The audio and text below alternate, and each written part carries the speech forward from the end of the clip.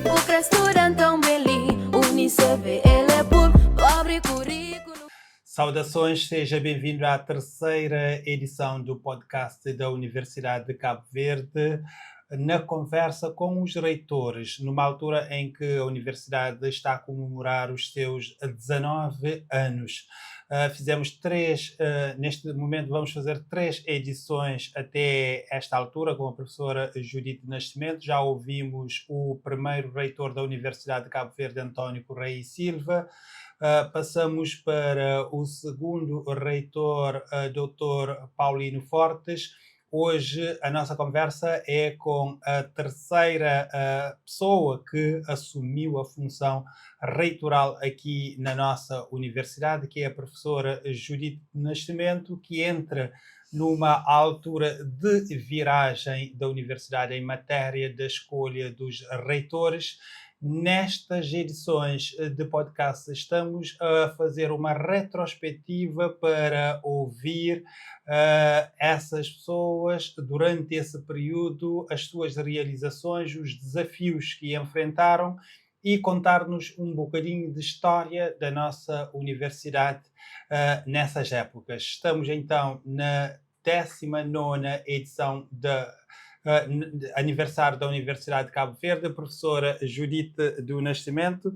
Nós já estivemos aqui em estúdio para outras conversas, hoje estamos aqui para conversas reitorais. Seja bem-vinda ao nosso podcast. Muito obrigada e obrigada pelo convite e pela oportunidade de conversar um bocado sobre as fases da universidade onde eu tive o privilégio de atuar como líder da instituição. Cumprimento a si e a todos os que nos ouvem e aos técnicos que nos dão suporte aqui. E nós agradecemos a sua disponibilidade para estar aqui para esta conversa. A professora Judite já vinha desempenhando várias funções na Unicef antes de chegar à reitora da universidade. Eu, quando olho para o seu mandato, eu vejo o início do seu mandato também como o início de uma nova etapa na Universidade de Cabo Verde, porque já se tinha tentado fazer eleições antes, depois as coisas não correram lá muito bem, os processos, depois as eleições foram paradas, o processo ficou parado e depois chegou uma altura em que efetivamente se concretizou as eleições na Unicef. Concretizaram-se as eleições também concretizando a chegada de uma mulher à reitoria da Universidade de Cabo Verde também pela primeira vez. Como é que nos conta o seu início de mandato e sobretudo esse período prévio antes das eleições, todas as preparações até chegar à reitora da Unicef? Muito obrigada. Bom, para falar de como é que eu cheguei à reitoria, eu não podia deixar de começar por como é que eu cheguei à instituição. Eu cheguei à universidade, na altura não universidade, mas a antiga Escola de Formação de Professores, em 1995. E encontrei uma instituição onde verdadeiramente havia um espírito de classe. Realmente, eu penso que havia um espírito de academia, mesmo não se tratando de uma universidade, na altura era uma escola de formação de professores, mas havia uma comunidade muito unida e, sobretudo, uma comunidade que tinha uma visão do futuro que previa já uma universidade no seu horizonte. Portanto, já havia discussões nos corredores e até em fóruns organizados sobre a evolução dessa instituição para uma instituição universitária. Inclusive, eu entrei para um departamento que era o Departamento de Geociências, onde já se fazia ciência, apesar de não ser uma das missões da Escola de Formação de Professores, que era formar bacharéis para capacitar pessoas no ensino secundário. Essa era a missão. No entanto, o Departamento de Geociências já fazia investigação científica e, portanto, já trabalhávamos com as metodologias que a ciência disponibiliza as várias áreas científicas, o que significa que já havia o bichinho da ciência a desenvolver-se quando eu entrei. Como é que eu cheguei à reitoria? Eu, como uma das professoras e muito participativa, eu sempre participei nas questões importantes da instituição desde que entrei. sempre estive interessada em integrar os grupos de discussão, sempre interessei pelos destinos da instituição, apesar de muito jovem quando cá entrei, eu estava sempre com os colegas mais velhos, e sempre que eles se reuniam para discutir os destinos da instituição, eu estava lá e sempre muito interessada. Em 2010, houve um conjunto de 2010, não, 2011, um grupo de professores, funcionários e estudantes lançaram a ideia de eu me propor como uma das candidatas à reitoria, naquela primeira iniciativa. E foi o que fiz. Eu lancei-me a esse desafio com um conjunto de assinaturas que incluíam professores, estudantes e técnicos da Universidade de Cabo Verde, e foi uma candidatura que realmente ganhou alguma visibilidade nessa altura. Infelizmente, como bem disse no início, o processo foi interrompido, e quando se voltou à carga, anos depois, em 2014, eu voltei a interessar-me por me candidatar, porque eu reconhecia que a universidade já tinha feito um percurso de 8 anos interessante, porque tinham sido instaladas as unidades orgânicas, já estava uma estrutura mais ou menos definida daquilo que era a universidade, mas havia aspectos importantes. Um deles tinha a ver com um ambiente de muita intolerância, por um lado, e também de muita revolta por parte da academia. Portanto, e nós tínhamos como um dos principais desafios exatamente tentar resgatar esse ambiente mais harmonioso a nível da academia, apostando em pilares importantes que tinham a ver com a própria resolução de questões candentes. Uma das questões, havia questões que diziam respeito aos estudantes, haviam questões que diziam respeito à própria classe docente, e havia questões que estavam ligadas, sobretudo, à classe dos técnicos da universidade. Mas havia outras questões, como as infraestruturas, que estavam absolutamente deterioradas. Nós tínhamos infraestruturas mesmo muitíssimo precárias, e essa era uma das nossas preocupações. Nós queríamos apostar num projeto que realmente tivesse transformasse a universidade, tanto do ponto de vista da academia, do ambiente académico, como do ponto de vista das infraestruturas, que necessitavam de uma especial atenção, e sobretudo uma atenção mais equitativa, não só no polo principal, mas em todos os polos da universidade. Nós queríamos uma universidade que desse respostas àquilo que eram os desafios do próprio país, no que diz respeito à capacitação de quadros, e daí que nós tínhamos na nossa agenda transformar os currículos da universidade, e nós conseguimos fazer um diagnóstico daquilo que era o currículo da universidade e o que é que nós podíamos transformar. Eu já falarei daquilo que nós transformamos, mas também tínhamos outros desafios que tinham a ver com os normativos da instituição. Era, então, um plano estratégico. Tínhamos a sensação que a universidade caminhava um pouco à deriva, não é? Não tinha um horizonte, não tinha um norte. Não sabíamos exatamente, dentro da academia, não sentíamos, não tínhamos ideia de para onde é que a universidade estava a caminhar. Então, quando entramos em 2014, nós tínhamos 6 meses para podermos desenhar um plano estratégico. E nós também tínhamos 6 meses também impostas pelo próprio governo de Cabo Verde para apresentarmos ao governo uma proposta de novos estatutos. Não sei se se lembra. E então o que nós fizemos foi exatamente, começámos a trabalhar no dia em que ganhamos as eleições. E, na mesma noite e de madrugada, antes de irmos para casa, já estávamos a desenhar estratégias. E o que nós conseguimos foi, em 6 meses, como tinha sido previsto, nós apresentámos ao governo de Cabo Verde a proposta de novos estatutos da universidade, já prevendo essa transformação que o professor Silvino se referiu, que era a mudança de paradigma. Nós tínhamos um status em que o reitor era nomeado pelo governo, e passávamos para um estatuto diferente.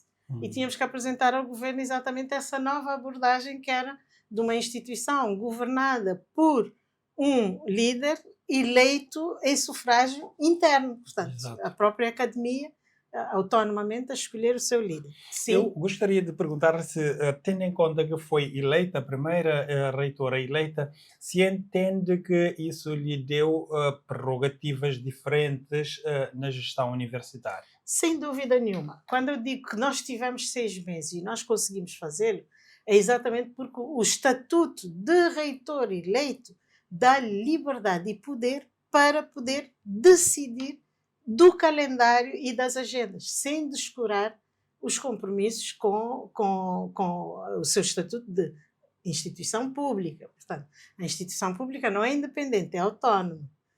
Não há independência. Portanto, nós também estamos ligados a compromissos do próprio programa do Estado de Cabo Verde. Então, sem descurar esses compromissos, o reitor eleito tem a liberdade de escolher uma agenda própria da instituição. E foi o que nós fizemos. O que nós fizemos foi, fizemos um diagnóstico da instituição, elaboramos os novos estatutos com a colaboração de toda a academia, nós andamos todos os polos, conversamos com a academia, organizamos reuniões e recolhemos subsídios e criamos a estrutura que nós hoje conhecemos da nossa universidade. Portanto, em vez de departamentos que limitavam um pouco a ação da universidade, nós criamos faculdades e escolas, e dentro dessas faculdades e escolas a possibilidade de as faculdades mais complexas definirem departamentos. Ainda é um processo que ainda está em construção. Está em curso. Ainda está em construção. Mas além dessa transformação, instalamos os órgãos todos da universidade, conseguimos democratizar a nomeação dentro dos órgãos principais, dos órgãos maiores, não é? Só não conseguimos, nos 2 mandatos, não conseguimos chegar à eleição dos presidentes das unidades, que agora já foi um ganho da atual reitoria, que eu acho que é um grande passo também no sentido da grande democratização. Nós conseguimos não só instalar os órgãos, como preencher as vagas dentro do Conselho da Universidade, que é o principal conselho. O Conselho Científico foi reforçado, consolidado. O Conselho Pedagógico também reforçado, consolidado. Nós conseguimos desenhar um plano estratégico que definia orientações muito específicas para o setor, não só do ensino. E no ensino nós tínhamos o CESP, tínhamos as licenciaturas e depois apostamos nas pós-graduações. Ok, vamos olhando por segmentos. Okay. Vejamos, por exemplo, a parte dos ganhos que a professora referiu-se, sobretudo em termos da classe docente, não docente, essa área aí, como é que foi trabalhar? Muito bem. A nossa principal aposta é que nós sentimos que no seio da nossa academia havia uma frustração que ainda existe até hoje, por várias razões, uma frustração muito grande, que era, nós temos uma comunidade académica muito jovem e de pessoas que apostam sempre na sua formação avançada. Então, muitos entravam com licenciatura, mas tinham a aspiração de fazerem mestrados, doutoramento, e nós o que fizemos foi exatamente facilitar essa estratégia. Como? Criamos um sistema que permitiria que docentes que quisessem estudar, e nós não estávamos a impor, nós o que fizemos foi ver se havia docentes que estavam a inscrever-se em doutoramentos e mestrados, se inscreviam, e nós tentámos criar alguma equidade no tratamento dessas propostas, ou seja, havia docentes que conseguiam vagas e bolsa, e esses docentes que conseguiam vaga e bolsa nós dispensávamos, e bolsas que davam para se sustentar, nós dispensávamos sem salário, porque não havia recursos para todos, e havia muitas pessoas a quererem ir. Havia docentes que tinham vaga e bolsas que não chegavam para sustentar, então nós dávamos a dispensa mais uma parte do salário para completar a bolsa, e havia aqueles que não tinham bolsa e que iam com salário. Então, nós criamos, e há um despacho que regulamentava isso, criamos um patamar que permitiria equidade no tratamento das pessoas. Não igualdade, mas equidade. É claro que isso depois criou algumas frustrações, mas resolveu um problema que era a nossa meta, que era permitir que as pessoas realmente fossem dispensadas para irem estudar fora. Outra decisão que nós tomamos, exatamente no sentido da equidade, era priorizar mestrados e doutoramentos. Isso significa que podíamos dar parte do salário se fosse mestrado ou doutoramento. E pós-doutoramentos, nós normalmente pedíamos às pessoas que conseguissem bolsas, para que não tivéssemos que sobrecarregar, e realmente nós nos pós-doutoramentos, visto que não era uma exigência do nosso estatuto, não atribuímos salário. Isso permitiu que muitos dos nossos docentes fossem estudar. Isso permitiu que nós colmatássemos uma lacuna muito grande, que era o déficit de doutores em muitas áreas. E realmente conseguimos plenamente. Hoje essas áreas estão absolutamente cobertas e a universidade está em condições de apresentar um corpo docente muito bem formado e que pode dar respostas àquilo que é a exigência de qualidade dos nossos programas. A nível do desenvolvimento da carreira, mas ainda como só para complementar, nós encontramos uma filosofia de pós-graduações que era tipo barriga de aluguer. Nós tínhamos pós-graduações, com exceção do doutoramento em ciências sociais.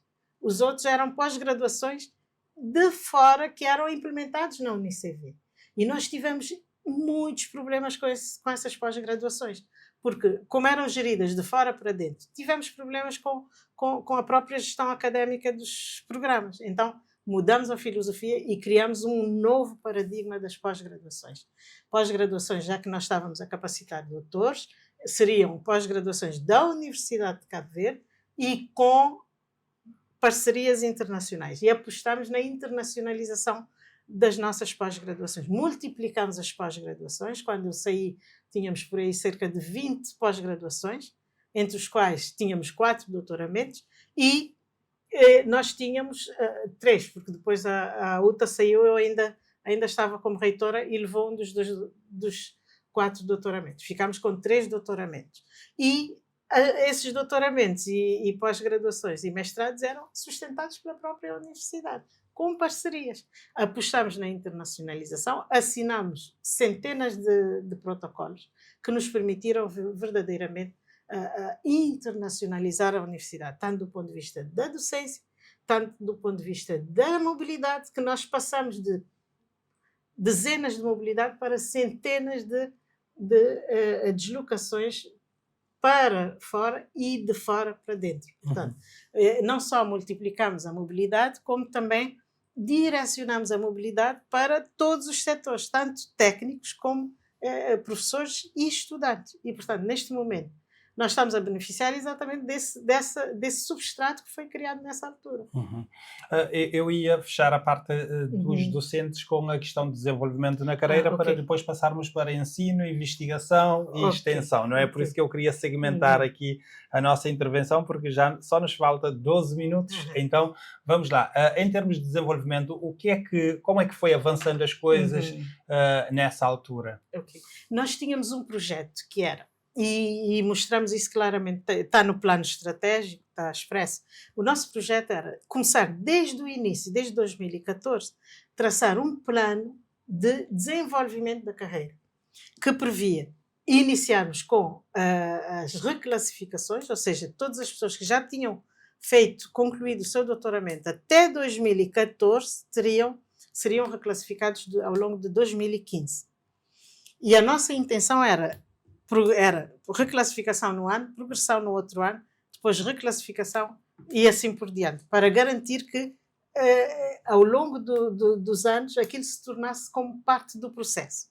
Tivemos alguns percalços, o que fez com que não conseguíssemos implementar plenamente o que nós tínhamos previsto, mas nós conseguimos, e logo em 2015, reclassificar dezenas de técnicos e de docentes que tinham concluído a sua formação. Portanto, a reclassificação de 2015 foi uma reclassificação que cobriu todos aqueles, e nós não fizemos exceção, todos aqueles que reuniam condições no dia do despacho.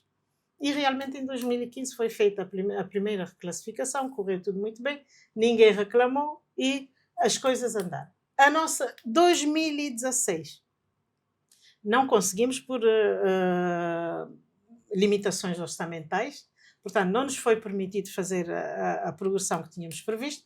2017 nós fizemos um despacho, fizemos um levantamento e conseguimos reclassificar, preparar os dossiês, e em 2018 reclassificámos todos aqueles que até outubro de 2017 tinham concluído o seu doutoramento ou mestrado ou licenciatura, no que diz respeito aos técnicos, e tinham reunidas as condições para poderem ser reclassificados. Portanto, deixa-me só para concluir essa parte perguntando-lhe, as promoções nunca foram postas em cima da mesa ou os governos não tiveram abertura para isso? Nós, não sei se o professor Silvino se lembra, nós mandamos a toda a academia um dossiê de desenvolvimento da carreira que previa reclassificações, progressões e promoções. Estava tudo previsto. O que nós não conseguimos foi que o governo aprovasse o nosso orçamento com essa verba que estava para este fim destinada. Não conseguimos em 2016, não conseguimos em 2017, conseguimos em 2018. E foi com muito esforço.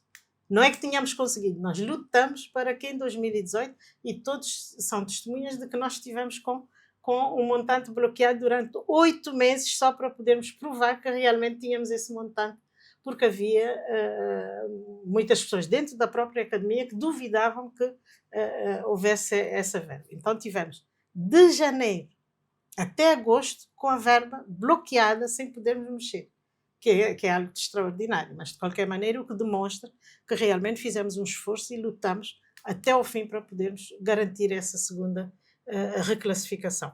Não conseguimos fazer as promoções, felizmente o reitor atual conseguiu atingir esse objetivo, mas o estudo estava feito desde 2014, foi sendo atualizado. A promoção acho que ainda não aconteceu, não é? Não, eu refiro-me à progressão. Okay, eu disse promoção, então foi engano. Eu estava a pensar em promoção. Foi engano, sim, era sim. progressão. A progressão foi feita pelo novo reitor, pelo atual reitor, mas as promoções nunca foram feitas. E mais? Não, a minha questão era se nunca estiveram em cima da mesa esteve. As três formas estavam previstas. Houve sempre dificuldades Exatamente. em conseguir orçamento para a concretização. concretização. Uma questão financeira. Ok. Então vamos saltar para, porque o tempo já é curto, vamos saltar para os 3 eixos fundamentais da universidade: ensino, extensão e no caso, investigação. A professora fez algumas referências dispersas, mas eu queria agora que me desse concentrar as 3 partes. Os 3 pilares da universidade. Então, vamos para o ensino, que é o pilar principal porque se trata do pilar que sustenta a universidade até financeiramente. Não é? Ensino, licenciatura, nós multiplicamos o número de licenciaturas que nós tínhamos. Quando eu saí, se não me falha a memória, nós já tínhamos ultrapassado as 4 dezenas de licenciaturas, de programas de licenciatura, e tínhamos 19 ou 20 pós-graduações, incluindo os 4 doutoramentos que nós deixamos. Um deles saiu com a UTA, portanto 3 doutoramentos no momento em que eu deixei a reitoria.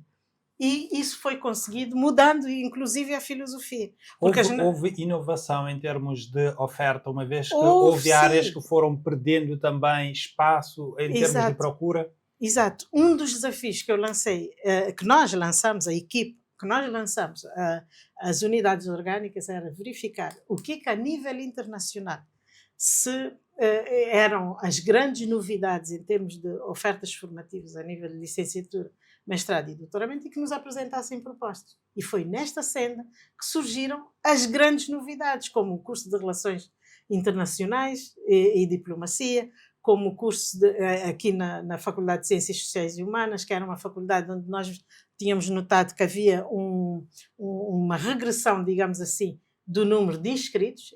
Foi a principal faculdade da primeira e da segunda etapa, reitoria, né? não é? Portanto, era a faculdade mais pujante, e de repente cursos foi caindo. O curso de Ciências Sociais, o curso de Filosofia, de História, começaram a cair em termos de procura. Então nós pedimos à Presidente e à sua equipa que fizeram um levantamento, um estudo, isso que permitiu as grandes novidades na área da psicologia, da história e património, das relações internacionais e diplomacia, que fizeram com que a faculdade recuperasse um pouco a sua pujança. Ainda assim, a divisão das áreas científicas fez com que perdesse, por exemplo, as relações internacionais, que era um curso sim, mas forte isso dentro foi mais de... tarde. Sim, foi muito mais tarde, porque esse curso cresceu dentro da faculdade, Exato. nasceu e cresceu dentro da Faculdade de Ciências Sociais. Depois, o que nós fizemos foi, para além disso, foi fazer com que as pós-graduações fossem pós-graduações da universidade, Exato. projetos da própria universidade, oferecidos com parcerias internacionais, incluindo em língua estrangeira. O MIRA foi um dos grandes projetos que para nós foi proposto, não por nós, mas que nos foi proposto e que ganhou pujança cá dentro. Depois nós trouxemos também o doutoramento em Gestão e Políticas Ambientais, que trouxe uma nova abordagem das pós-graduações na Universidade de Cabo Verde. Eu pergunto, como o tempo é curto, eu pergunto se essas pós-graduações contribuíram para intensificar a investigação, já que estou a saltar para o pilar da investigação. Muito bem. Mas contribuíram de que maneira? Porque quando nós temos 20 programas de pós-graduação, vezes 10 a 15 pessoas nos doutoramentos e nos mestrados por turma, são projetos de investigação, são desenvolvidos já com uma maturidade científica diferente daquela que nós temos a nível da licenciatura. E isso estava tudo ligado a todo um programa de iniciação científica. Não, Exato, eu queria ouvir também a respeito da iniciação científica. A iniciação científica, com esse título, ela surge ainda na primeira reitoria. E surge num programa muito interessante que foi de uma assinatura de um acordo entre a reitoria da Universidade de Cabo Verde e a CAPES do Brasil. Um programa que permitiu os estudantes da nossa universidade irem para o Brasil e regressarem durante vários anos. E nós o que fizemos? É tornar essa iniciação científica internamente também possível, ou seja, que não tivessem que ir para laboratórios de fora do país, mas que se desenvolvesse dentro da própria universidade através dos programas de pós-graduação e dos programas de investigação dos professores. Portanto, ao desenvolvermos a mobilidade internacional, ao desenvolvermos as pós-graduações, nós intensificamos e tornamos endógeno o programa de iniciação científica, ou seja, os centros de investigação passaram a ter bolseiros dentro do próprio centro e, portanto, os estudantes passaram a ser envolvidos nos projetos de investigação dos professores, o que significa que começaram a praticar a investigação. Ok. E tanto na pós-graduação como mesmo iniciando-se na licença da própria. Chegando a esta parte, eu pedi à professora que resumisse qual é a visão que tinha para a reitoria na época. Primeiro ou segundo mandato, que eu fiz 2 mandatos. Eu acho que resumimos os mandatos todos. Mas tinham objetivos diferentes. O primeiro mandato, nós até chamamos o mandato de take-off. Take-off porque nós encontramos um patamar já criado pelas anteriores reitorias e a nossa ideia era fazer a universidade levantar o voo. E foi o que nós fizemos. Tanto a nível das infraestruturas, como a nível da classe docente, da classe dos estudantes, dos técnicos, tudo na universidade sofreu uma alavancagem e levantou-se, apesar das polémicas todas. Aliás, as polémicas surgem exatamente porque a gente trabalhava. E como trabalhava, havia o que apontar. E o segundo mandato para nós era a velocidade de cruzeiro. A velocidade de cruzeiro significa, era consolidar todos os ganhos do primeiro mandato. E foi o que nós fizemos. Nós conseguimos montar o ecossistema de investigação. Nós conseguimos definir aquilo que era a estrutura da investigação na Universidade de Cabo Verde, identificando os centros de investigação, a filosofia da investigação que nós pretendíamos. Conseguimos capitalizar os projetos, ou seja, aqueles projetos que traziam financiamento começaram a ter impacto dentro da própria universidade, através da montagem de laboratórios, equipamentos, aquisição de equipamentos, etc. Professora, o tempo está a acabar e nós não queremos estender mais do que aquilo que estendemos com os outros. Dou-lhe um minuto para falar sobre o novo campus, rapidamente. Não, o novo campus para nós é a grande bandeira. É a grande bandeira. Portanto, o governo de Cabo Verde negociou um campus para Cabo Verde com a China e nós abraçamos o projeto desde o primeiríssimo momento. Abraçamos o projeto, acompanhamos a construção desse campus, desde a primeira pedra até a última fechadura colocada, acompanhando, visitando, até dando opinião nos materiais, dando opinião na construção.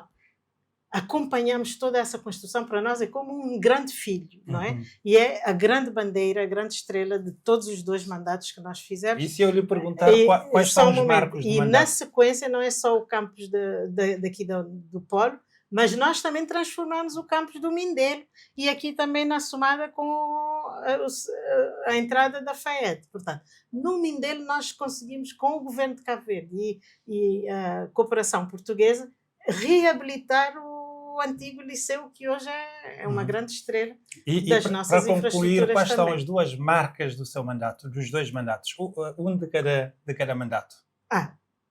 É difícil até dizer 2 marcas. Eu digo, sem modéstia falsa, eu digo que é muito difícil. Nós temos os campos da universidade, a grande transformação das infraestruturas, nós temos a grande transformação da comunidade académica, tanto em termos de nível académico dos nossos docentes, como em termos de diversidade de formações dos nossos docentes. Nós temos a transformação dos currículos da Universidade de Cabo Verde.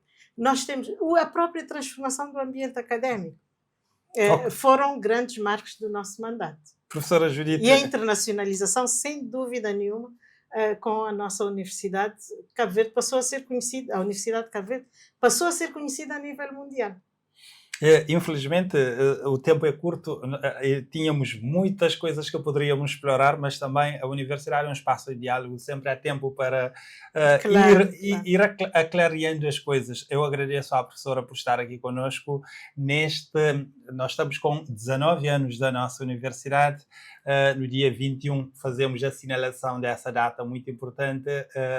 Professora Judite, então até a próxima vinda aqui no nosso estúdio da UniCV. Muito obrigado. Muito obrigada. Eu gostaria de aproveitar para antecipar os meus parabéns à Universidade e a todos os membros da nossa comunidade académica. Estamos de parabéns, 19 anos. É um grande marco da nossa história. Muito obrigado. Nós que agradecemos. Assim que nos acompanhou até aqui, nós agradecemos que tenha assistido a esta 3ª edição do podcast da Universidade Conversa com os Reitores, nesta altura que estamos a lançar as bases para a comemoração do 19º aniversário da Universidade de Cabo Verde, uma universidade com um percurso já consolidado no sistema cabo-verdiano de ensino superior e também com passos bem marcados no processo da internacionalização. Falta-nos a última edição deste podcast com os reitores, que será a 4ª edição com o professor Dr. Arlindo Barreto, que é atual reitor da Universidade de Cabo Verde. Até a próxima edição, então. O restaurante Beli, UniCV, ele é por pobre currículo.